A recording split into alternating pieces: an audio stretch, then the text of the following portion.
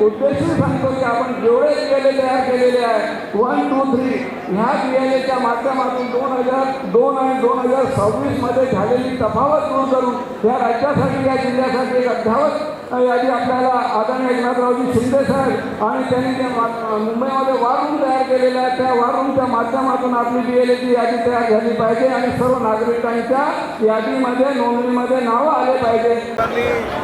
महाराष्ट्रामध्ये ज्या ठिकाणी मॅपिंग चालू आहे म्हणजे 100% महाराष्ट्रामध्ये मॅपिंग हे चालू आहे, परंतु जिल्ह्यामध्ये SIRच्या माध्यमातून आमच्या सगळ्या कार्यकर्त्यांना आवाहन केलेलं आहे की एक BLO ज्या ठिकाणी असेल त्या ठिकाणी 3 BLA निर्माण झाले पाहिजे। एक युवासेना, एक महिला आघाडी आणि आमचा एक शिवसैनिक।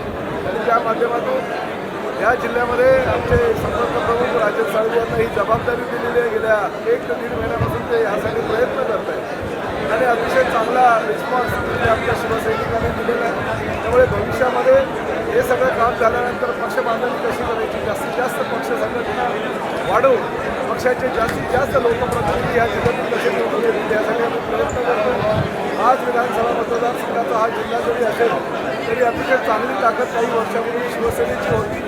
आदरणीय शिवसेना प्रमुख बाळासाहेब ठाकरे यांचे विचार सोबत घेऊन एकनाथ शिंदे साहेबांनी जो उठाव केला त्या उठावाला प्रतिसाद देऊन राज्यामध्ये जवळजवळ 60 आमदार आमचे निवडून आलेले आहेत, तर 7 खासदार निवडून आलेले आहेत। परंतु भविष्यामध्ये अजून पक्ष मोठा करायचा, संघटना मोठी करायची असेल तर जास्तीत जास्त आमदार आणि खासदार निवडून येणे या महाराष्ट्रात गरजेचं आहे। त्या माध्यमातून सगळ्यांना आम्हाला जबाबदारी दिलेली आहे।